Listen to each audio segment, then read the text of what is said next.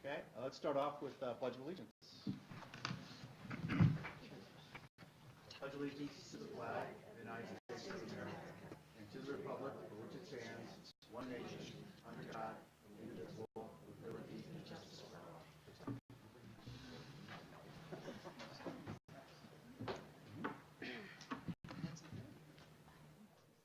I don't have any announcements. Let's first adopt an agenda. Can I have a motion, please? Christina, second. Deanna, all in favor?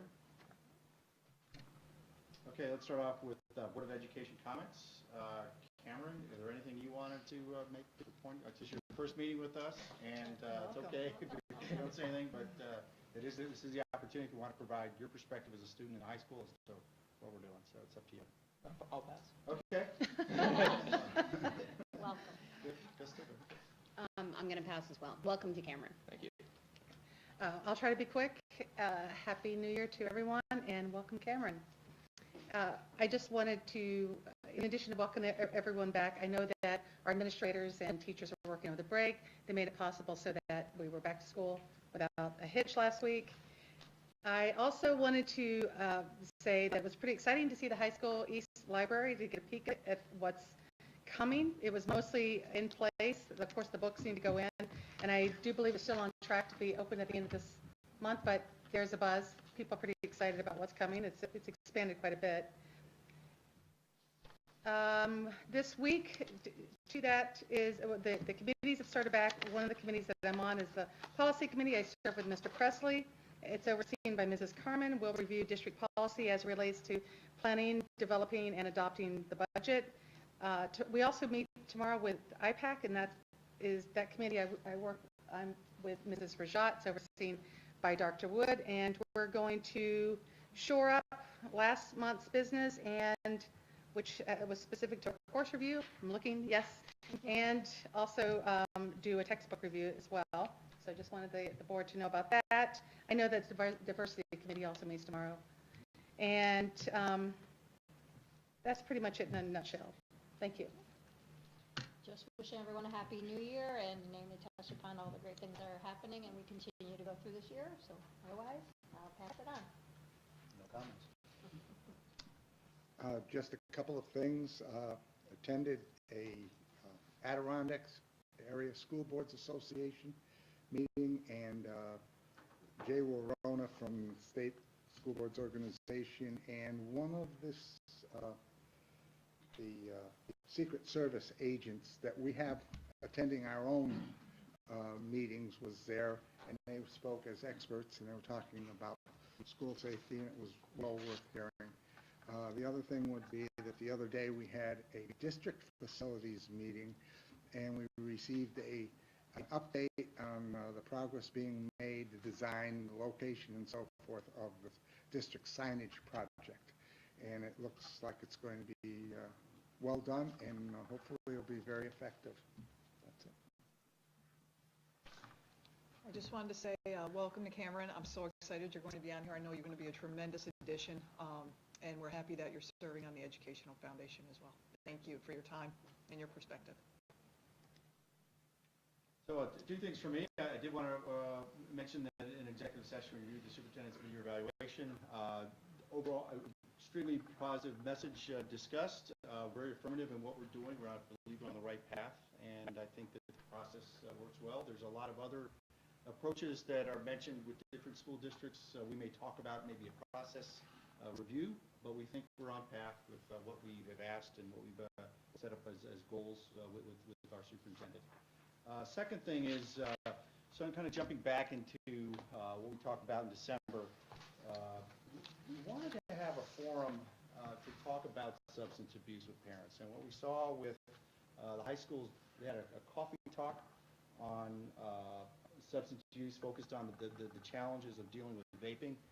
And it was very clear that it's hard to schedule something like that because at the same night there's a science honor society. And so the challenge I think we have on this topic is that we really need to reach every parent.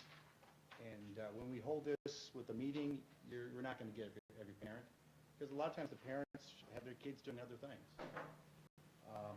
The other thing we have is that parents are not all equal. You have some in elementary school, some in middle school, some in high school. So it really depends on what level your child is exposed to this. So one of the things we've talked about, and I think this idea has some legs, is to consider a unique newsletter from us as a board to parents, similar to the newsletters you might do for the budget, but this way we get the reach to everybody, and it will be a personal message amplifying their comments that this is very serious, and this is something that unfortunately we have to take the approach that if we don't do anything, we're going to wake up and find out that something catastrophic has occurred in someone's life, and then we face the choice that we have not done enough.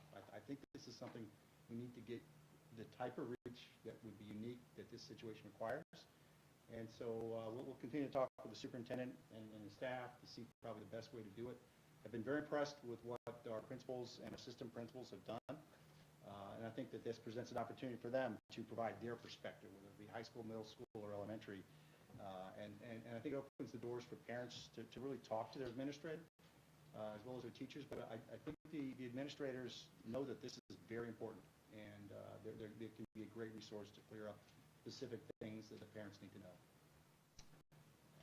So that's it for me in terms of Board of Education comments. Now let's turn it over to... Can I ask, I think we had you talking about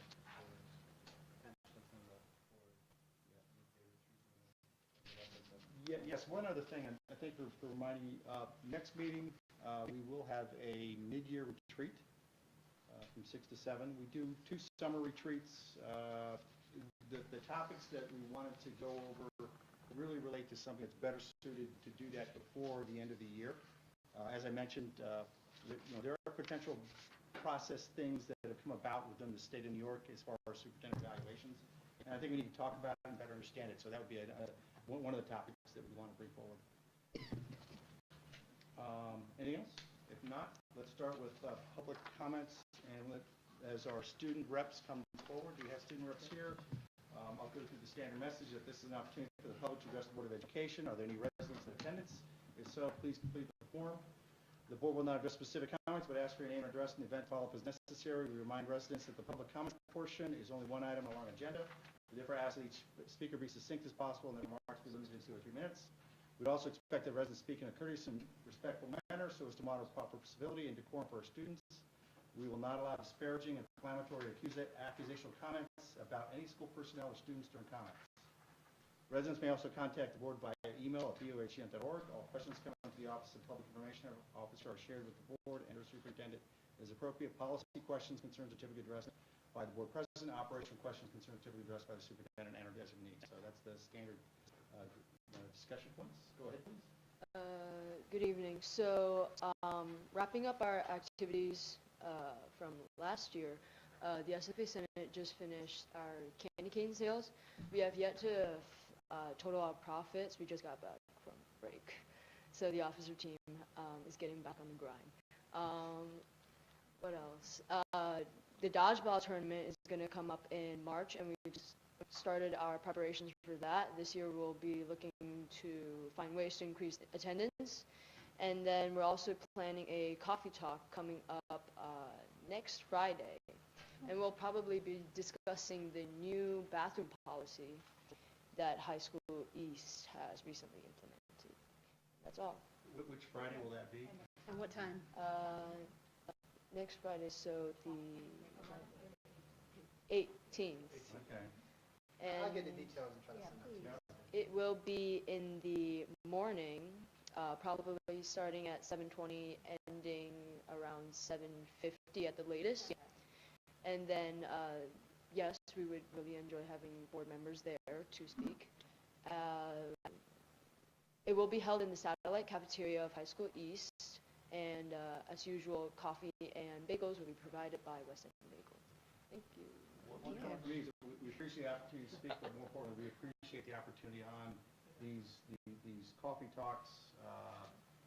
Again, another type of forum we have with students. It's an opportunity for us to listen to your perspective, and that helps us tremendously to get the students' perspective in a group away from other things and just be in a room to talk about that issue. So thank you. And I just want to also let you know, between you and Cameron tonight, how you represent the decorum. Thank the you. positive Thank you. decorum for everybody, and you serve as a role model to this community, so I want you to know that. Like your Hogwarts Have a shirt. good night. Are there any other residents that would like to speak? Come forward, please.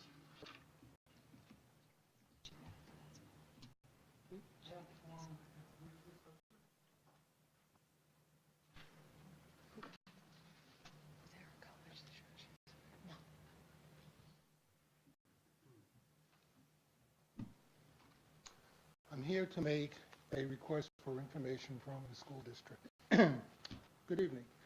My name is James Harris, and I'm here as a resident of the school district and as a concerned grandparent. I'm certain at least some of you remember me from my presentation to you at your November board meeting. I asked in part that the school district stop spraying the fields with toxic chemicals and exposing our children, school staff, and visitors to these chemicals. On December 4th, I received an email from Mr. Presley. He said in part that the district had reviewed my information and concluded that the district was not breaking the law and had conversed with the representative of the State Education Department Office of Facilities Planning. On 4 separate occasions since then, December 5th, December 6th, December 13th, and December 24th, I have asked for, in writing, the name or names and contact information for the State Education Department staff to which the district spoke, so I can independently verify that the state believes that the district is in compliance with the law. To date, the board has failed to provide that information to me. Additionally, Mr. Presley informed me in an email on December 20th that the district had modified the protocol for applying pesticides in emergency situations. I requested, in writing, a written copy of both the original protocol and the modified protocol for my review. But again, the board has prevailed to provide it to me more than 2 weeks later. It is now January 8th, 2019, and I am still waiting. I am disappointed by the board's refusal to provide the information I've requested. Since the December 20th, 2018 email states that the board will no longer communicate with me on this subject, I have no recourse except to bring this issue to the full board in an open public session. My question is, why has the board refused to provide a reasonable information request and is now refusing to even talk to me? I am a very patient person, but this stonewalling in hopes that I'll simply give up and go away has got to stop. This is a very serious issue, potentially affecting the lives of more than 10,000 children and staff, and I need to understand how the state officials are interpreting the law and how the district has modified its protocol on pesticide application. Please provide me with the names and contact information of the SCD officials and a copy of the original and modified protocols pertaining to pesticide applications on district property. It's a simple yes or no question. Can you provide that information to me? Thank you for your comments. We'd like to review that in writing, and we appreciate your candor and your willingness to search to us. All right, thank you.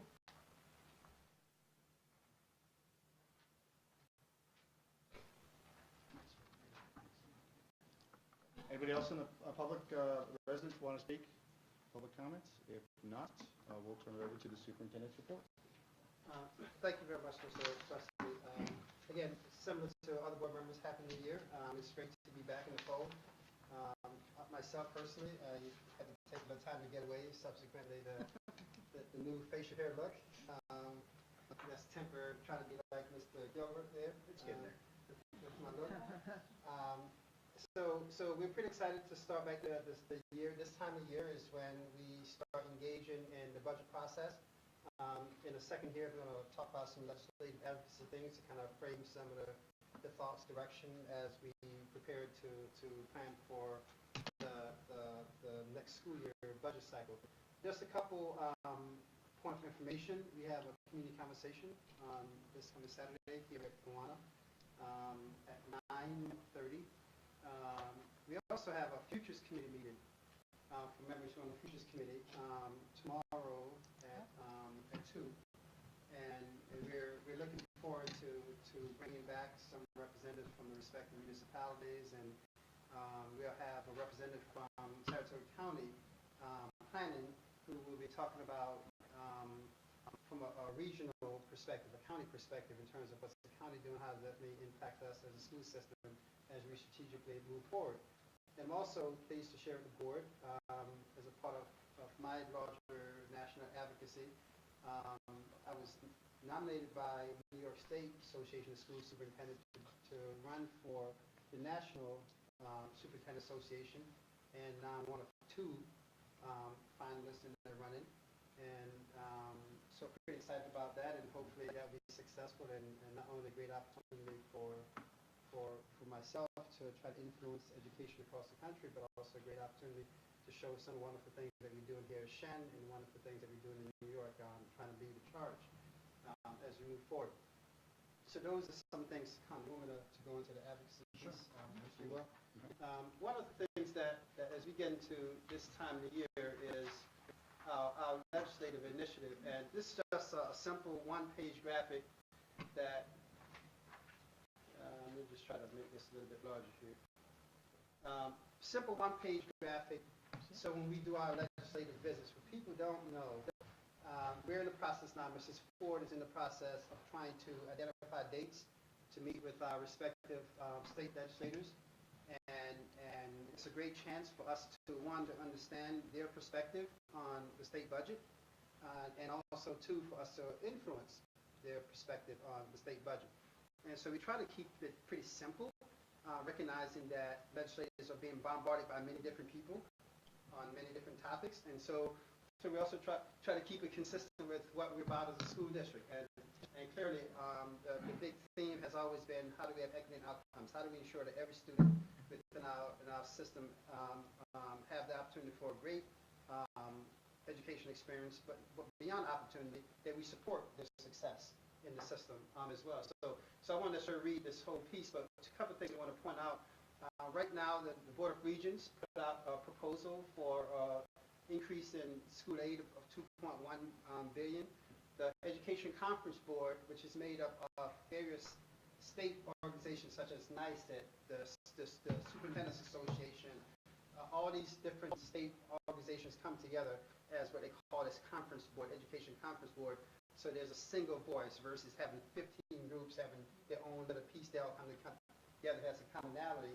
And we're pretty fortunate because the person who's chairing the Educational Conference Board is a former superintendent here at Shen, twice removed, John Yagelski. So we had the benefit of influencing his thinking. He influenced the thinking of others as well. So Shen's fingerprints on a lot of things when you how to influence the state. And they're looking at proposing a 2.2. So very comparable proposals coming from those entities. And that's out there early because now the legislature start thinking about funding for schools and how do you start creating some watermark, if you will, for them to reach towards. This graphic should look somewhat familiar to the board. We modify some of the verbiage, and so when we think about our priorities, clearly sustainable funding is the key. And the bottom line is we're not necessarily asking for more funding per se. We just ask for sustainable funding so we can always plan forward. And that's the first challenge. Can we effectively plan forward and by knowing what our funds would be? So having a formula, look at it, I'm going into a little bit more detail. The ensuring that students are mentally and psychologically available to learn. You probably heard that from our goals document. So how do we provide those additional resources within our system to support student success? Empowering our district to strategically plan. And what are some mechanisms, what are some things that the state can actually do that's not necessarily costing taxpayers, but provide mechanisms for schools to be able to save and plan forward for certain big ticket items, and I'll go to that in a second. And then the last one, every year we go through the process, there's always these unfunded mandate things that pop up out of the blue as a part of the political process, and so how do we ensure that we're always saying, let's reject those things that at the end of the day is an expense, and we're not sure what's the return on the investment that's being made. So looking at those things and looking at the cost shifting. Every year there's always those things that you have to pay attention to and try to advocate against. So a lot of this is very positive, and this is the one thing we want to say, let's keep our eye on those things that we have to go against. So let's kind of go through those four priorities. The sustainable funding, the big part of it, without having a State Aid 101 lesson. Every school district across New York State gets a foundation aid amount, And it's supposed to be, as I said, provide a foundation. It varies based upon the wealth of schools. And the formula for New York State hasn't ran ever because the formula has always been politicized. There's actually a very, very good formula that allowed to run. It will distribute funds equitable across the state, but unfortunately they get politicized very quickly through the process. So a big part of this is a fully funded formula so that school districts can get started with that solid foundation. So that's a big piece that we're looking at, and right now we're waiting to see highlighted here the executive budget, which is the governor's proposal, which will probably going to come out next couple weeks here, will give us a first indication of where the budget cycle is going, because the governor typically comes here, the Senate comes here, and the Assembly comes here, and then there's a big compromise. It's like you see the game unfold the same way almost every year. The students, supporting students mentally and psychologically available, that's how we look at the fact that the game for schools have changed. It's no longer the 3 R's that they would say, writing, read, arithmetic. It's about now how do we provide the mental health supports, how do we address school safety, how do we do all those other things that are costly.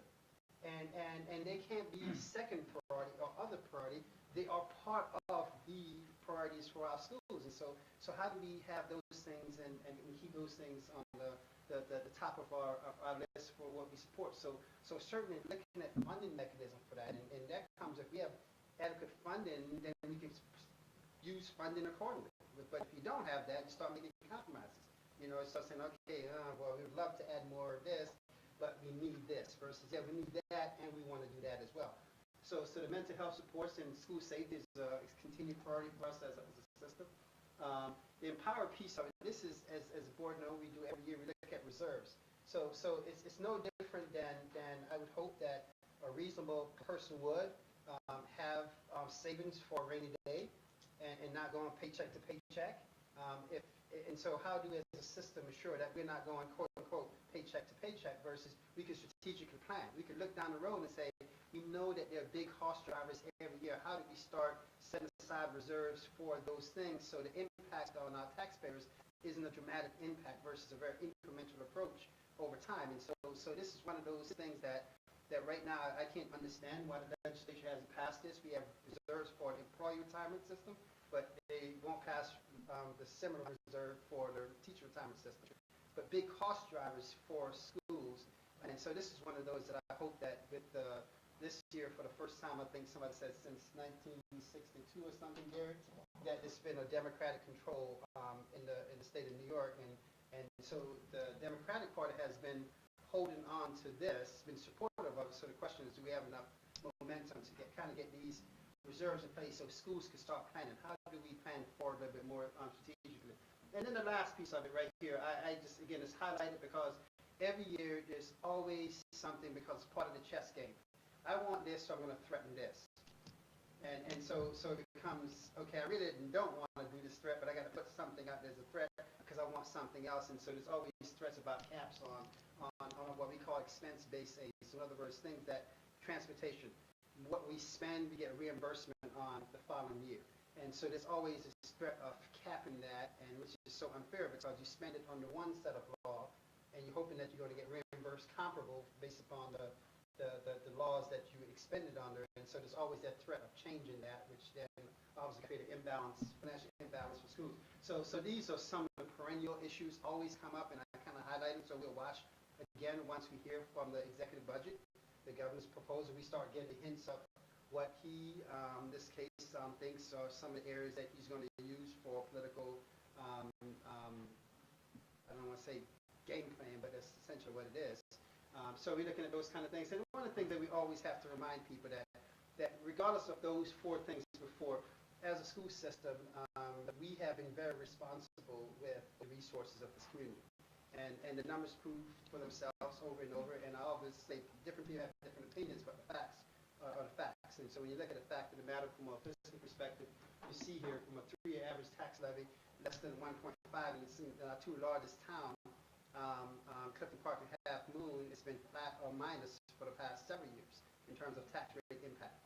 So those kind of things, want to remind people that we're trying to do our part as a system. So we're not simply coming and say, give me more, give me more. We're simply saying, give us some flexibility to actually use what we have more effectively. And you as a state need to see that education, public education, is a priority and should be the priority that we look to invest in wisely across the state. So this is part of the advocacy piece. I know School Boards Association is advocating strong. Our New York State Council of School Superintendents advocating strong. So this is the time of the year.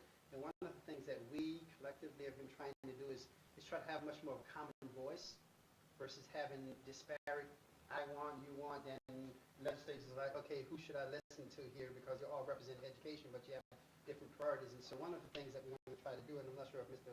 DeLallo, serving on the BOCES board, is aware yet, if they have spoken about it at BOCES yet, but we're planning a regional legislative breakfast where when I say regional, it's truly going to be regional, as far out as Fonda and Mayfield, as far north as wherever the beyond the Rishi BOCES, so you're going pretty north, and far, I guess you want to say, to Rensselaer County. So we're going to probably cover truly a good hour-and-a-half radius of schools and invite all those legislators in the same place so we can have the same conversation. Because it doesn't matter if you're suburban Shen or you're rural Mayfield, we still all have the same obligation to the students that we serve.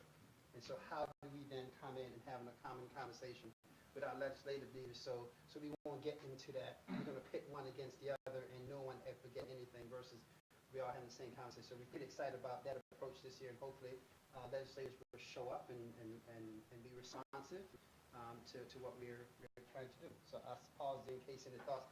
This will obviously continue to evolve because the minute we hear what the governor's coming out with, it will change probably some of the things that we have there, because if they come out with certain potential unfunded mandates or potential cuts, then we have to figure out what do we advocate against. If you recall last year, it was pertaining to special ed.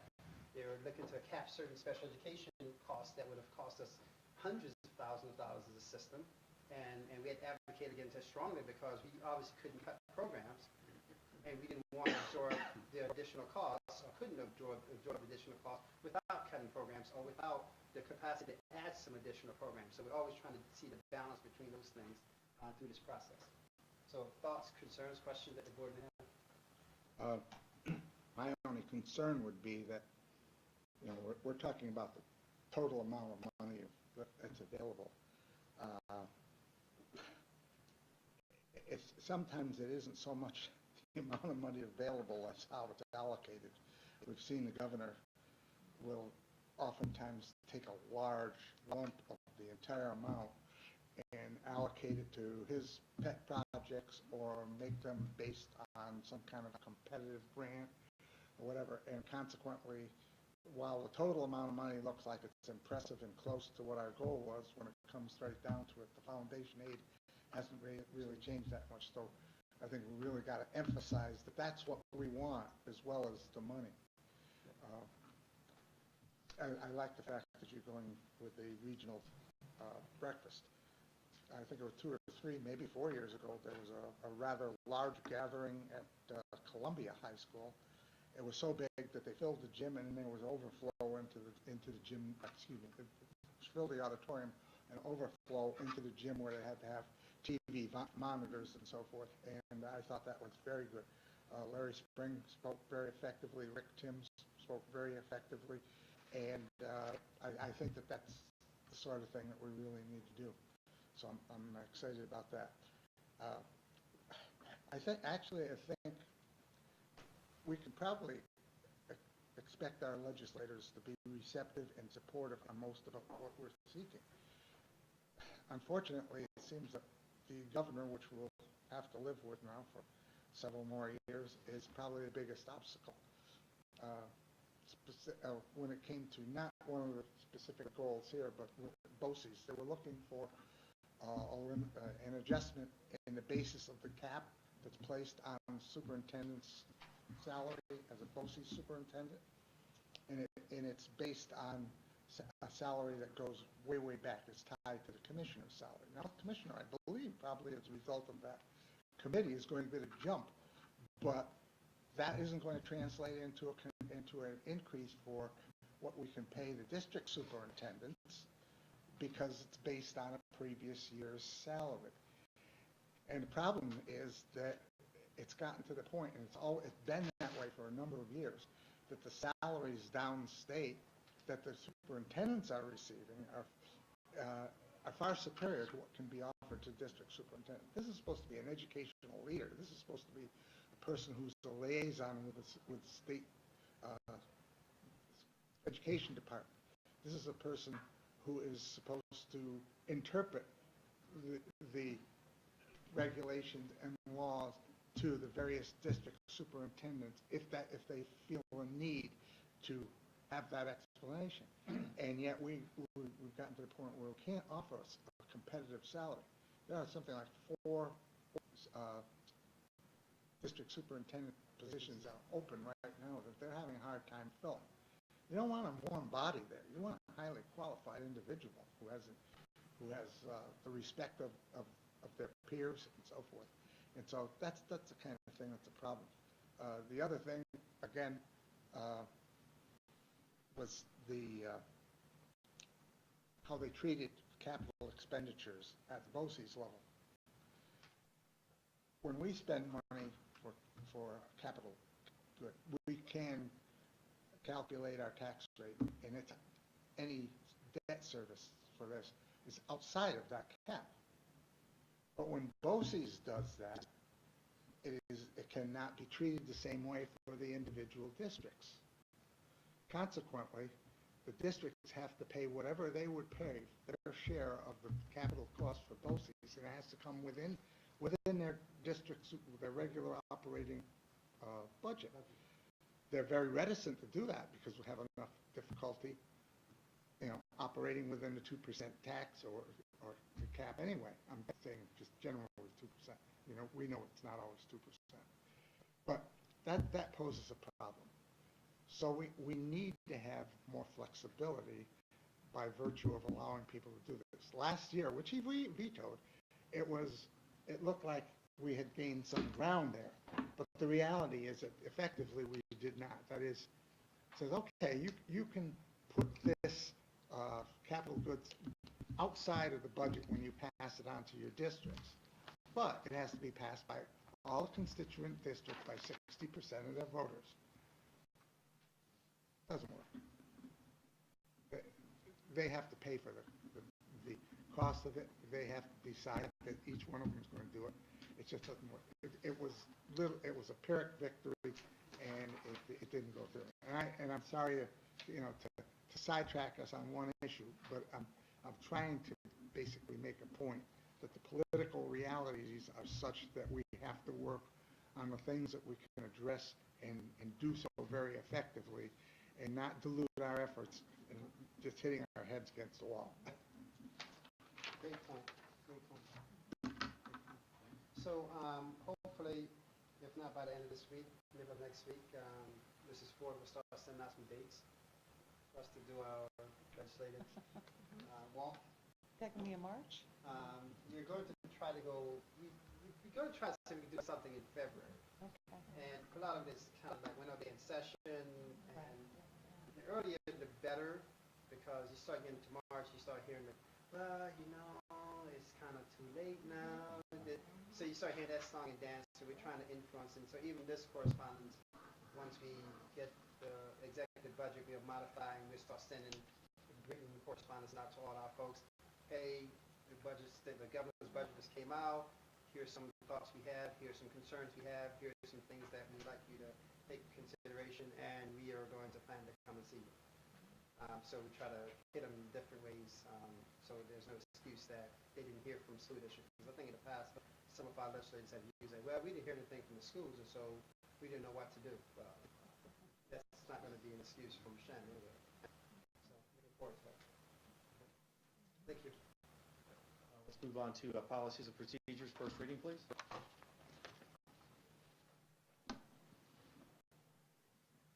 Good evening. Tonight we have 5 policies going for first reading from December's policy review meeting. Any questions? comment. I think it's pretty important that we just mention this, weapons on school grounds. So situations where we have someone from law enforcement, pretty much the theme within weapons in school grounds is that a law enforcement officer in the performance of their official duties is allowed to carry a weapon. But there's other situations where, because you're a private eye or you watch a cop show, you're not a law enforcement officer. So that's kind of the defining line. So I think it's very important we mention that, and so people understand, because sometimes there has been some ambiguity there. But that came through in policy discussions. That's the position we're taking. Right. Thank you. Let's move on to consent items. Treasurer's reports. I have a motion on this one. Stevenson. Mrs. Miller. Any comments or questions? If not, all in favor? And now the minutes of December 11th. Can I have a motion on this one? Go ahead, Mr. Gilbert. Second, Mrs. Rajat. Any comments or questions on this one? All in favor? Okay, now we go to business items. Item 1, approval of additional ECA clubs, non-cash clubs, and classroom accounts. Can I have a motion here? Mrs. Hoffman. Second, Mrs. Stevenson. Any comments, questions on this? All in favor? And we have 3 bids, transportation parts, classroom office supplies, diesel fuel, and unleaded gasoline. Can I have a motion here? Mr. Gilbert.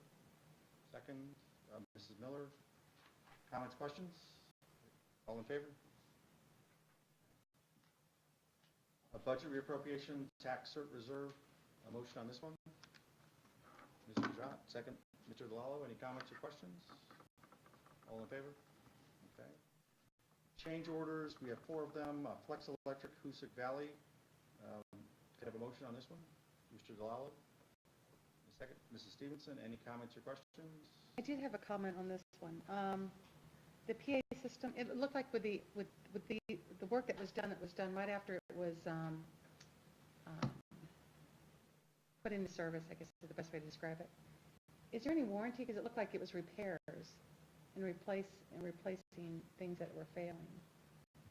I mean, it's a long document. When you open it, it's like 46 pages. Yeah, so I guess without going through it, the general answer is yes, we do the warranties on those things. Because, and unfortunately, like most warranties, it's right after the warranty expired that something goes. But so I can It was soon go back, after it was put into place, yeah. I go back and double check Okay. to respond specifically to your question, because it is a pretty extensive document that's there. And on the same note, the good thing is a lot of the vendors that we deal with also, because of the simple magnitude of how we purchase things, their relationship also exists to that. If product we purchase from you breaks, there's an expectation that you'll respond, particularly if it's something that's not a result of user error, things of that nature. So most vendors are pretty responsive because, quite frankly, we want them to keep business in those situations. But I'll go back and look at your specific question about warranty. Thank you. All in favor? Action item 4, change order. Let's go to item 5, donations from Global Foundries towards Chango. Can I have a motion on this one? Mrs. Miller, second, Mr. Gilbert. Any comments or questions? I just also want to add that Global Foundries at that same ceremony also donated to PTA Council for Odyssey of the Mind. And robotics. And the robotics team, that's absolutely correct, yeah. So, but I don't know how those get recognized. Depends on so robotics is a different funding, outside funding stream. Right. Similar to PTA. So Right, the ones that yep. goes through our funding, that's why we have to accept them, because they're part of our ECA accounts. Got it, okay. All in favor for item 5? Let's go to scholarships and local donations. Motion on this one. Mrs. Rajat, have a second? Mrs. Stevenson, any comments or questions? With gratitude. Gratitude, yeah. All in favor? Okay. And final item, a contract addendum for Saratoga Center for the Family. Motion on this one, Mr. Delalo, second, Mrs. Miller. Comments, questions? If not, all in favor? So now let's turn to acceptance of special education placements, and Mrs. Milat. Yes, any questions for me on the recommendations from preschool and school-age committees? Have a motion? Mr. Rajat, Mrs. Miller, second. All in favor? Mrs. Smala, if you don't mind, with one quick indulgence, can you just briefly speak, Michelle, about you and your team did some sessions for parents? Yes. Can you, because the reason why, because I had one of the board members asked about some of the things that we do for preschool providers. And we do a lot of things that sometimes I think we don't even think about, hey, it's be a neat thing to tell the board.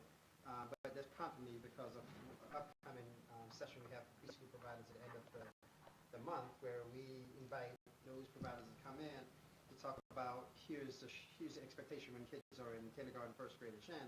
So as you're doing whatever you're doing in preschool, you can think what you're building on. So we do a very similar thing with special education. You want to talk about that briefly? Yeah, so we have put on 2 parent trainings so far this year on what is special education, and then one specifically regarding learning disabilities. Those have been open to all parents and staff, and we have had some staff attend as well. Next week, we are putting on a presentation for parents on helping plan for your students' annual review meeting. So we'll be going through all the sections of an individualized education plan and talking to parents about the information that should be in there, how it should be written, and how we can support them in being active participants in their own meeting. This Thursday, we have a meeting with the preschool PTA that is not special education related, but I am attending to talk about special services. And then we have 3 trainings coming up between the end of January and the beginning of March as students transition from one level to the next. So we have a preschool to kindergarten meeting, we have a 5th to 6th grade meeting, and an 8 to 9 meeting for parents of students with disabilities, so they can come in and hear about what programming looks like at that level. And then one last thing, I will give Renee Young a plug. She's gone now, but she created a video of all of our special programs and invited all of the local special education preschool providers in to see that video so that they can learn about our programs to help make better informed recommendations for incoming kindergartners. That's great. Okay, you're welcome.